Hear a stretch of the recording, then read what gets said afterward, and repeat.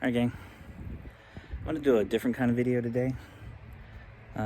Today I'm going to talk about what my top 5s are. The top 5 mods I've done to my car that I like. And most of them, you'll probably be shocked, are going to be under 150, under 200 bucks a pop. So stay tuned and we will talk about all these mods. I don't do the most, but I do a lot. I'ma make a toast, cause we still alive. No big, I feel like Pac. I shoot a shot. I'm coming in hot. Coming in hot.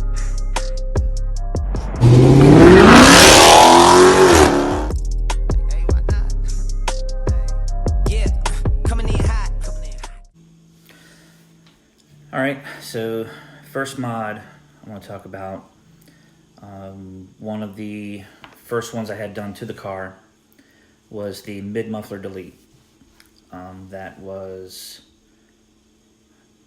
probably within the first 6 months of having it. Up here will be a card to when it actually got done, but Muffler Delete was the first mod, and like I've said before in my other videos, it's like the gateway into other mods. So and again, that one was 120 bucks. 120 bucks to get a Muffler Delete, and the sound is amazing, and I just love the sound, love how it handles and everything about it. So number 1 would be Muffler Delete.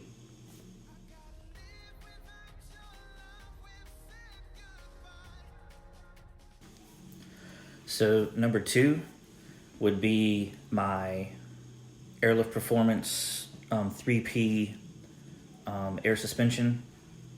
That to me was a serious game changer, especially as far as the car show world goes. I'm not really a drag racer. That's not really what I'm about. But as far as the car show side, there's nothing that compares to rolling up at a show, rolling up at a cruise-in, back into that spot, and just air it completely out. Now this one is not one of those $100 mods, but I think it was around, I want to say with install, probably around $3,500. Maybe a little more.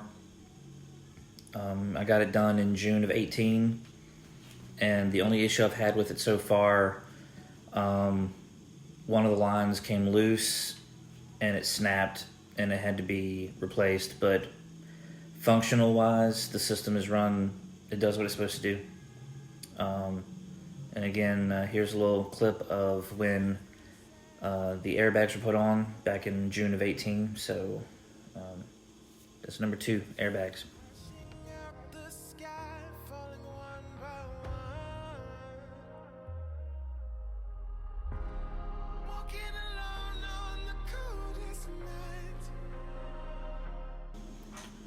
Alright, so number 3 on the list, which will be up here, mods that I've done would be the rear diffuser.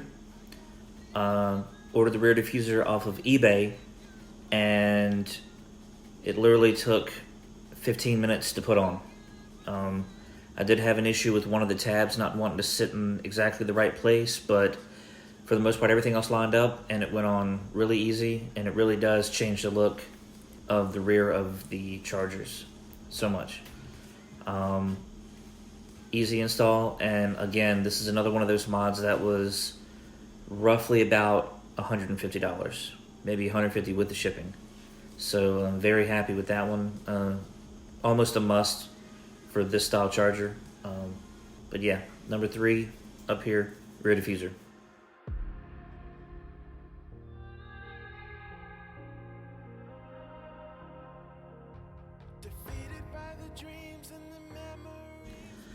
Number 4 on the list up here will be the lighting trends, lights that I got put on the car. Multi-patterns, different color designs. It's Bluetooth controlled. Another great asset when you're at a show, especially like an evening show or rolling into a cruise in at night.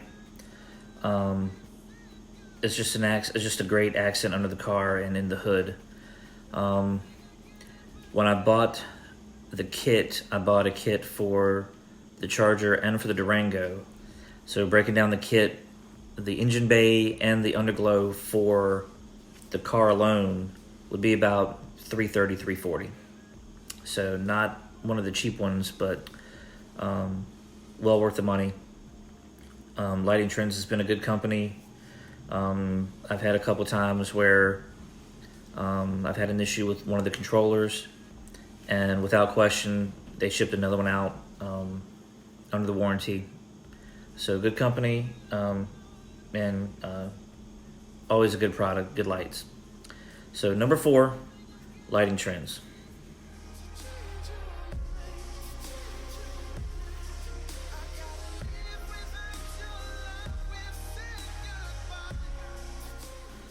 So number 5 on my list of favorite mods I've done to the car.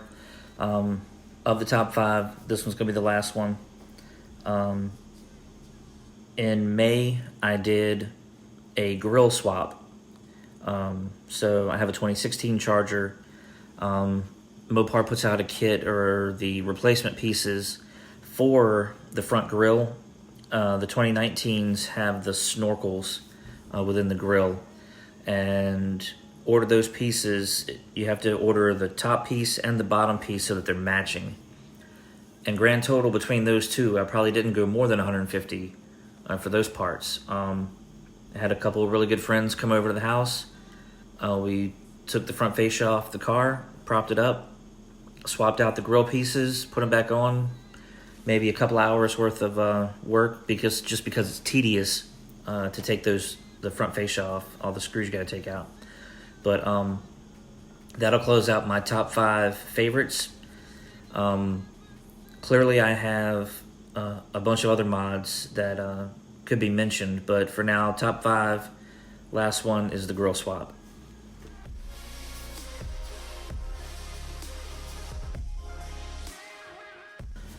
So lastly, I want to do, I guess, an honorable mention. I have a few of those that I want to go over. I painted my wheels. I used the Duplicolor wheel paint. That turned out really good. So changing the color of the wheel and fixing some curb rash at the same time, that was a good one. Just recently, I added the Spoiler King rear spoiler on the top of the back window. Easy install. It just really just closes out the look of the back of the car. Another one that is definitely one of my favorites, but I didn't spend any money on. When I was at Carlisle, one of my club mates wanted to swap rear spoilers. He was wanting to do he was wanting to swap out for a downforce solution rear like a wicker bill, but he already had one on his stock spoiler. My spoiler at the time didn't have anything on it at all. It was untouched. So at Carlisle, we swapped spoilers, even. And so come out of Carlisle with a free to me, new to me wicker bill was pretty awesome. And that's another one of those. If you got a 15 and 20 Charger, that's one of those things you need to have one of those wicker bills. It just changes the whole look of the back of the car. So that was another favorite. While I was at Carlisle also, I picked up a Barton Industries shifter. It's a white cue ball. I put it in so fast that I didn't even have time to make a video for it. Had something going on that afternoon, and I literally threw it in the car in about 20 minutes and was done with it. And it's been set. It's been perfect ever since. So Barton Shifter is an honorable mention. Wicker Bill, Spoiler King, and yeah, just I go over these things and I'm like, I've done so much stuff to this car, but it's not been all at once. It's been a little bit at a time, and it's definitely fun. Some are frustrating, but for the most part, I have fun doing what I'm doing with the car. I'm at a point now where it is going to be a huge purchase to change what I want to change now. And that could either be on the performance side, or it could continue down the side of the looks. I tend to say I'm more show than go. That's more what I'm about. So to say what's next, I'm doing a lot of research right now on different wide body kits. I've mentioned it probably in at least 2 or more videos that I want to wide body my Charger. For a while, there were 1 or 2 companies that had products that were out there. But to date, I have now found 4 different companies that make a wide body kit. And each one of those kits distinctly looks different. Some companies' kits look just like what the 2020 wide body will be. Some have a very Euro JDM kind of vibe to them.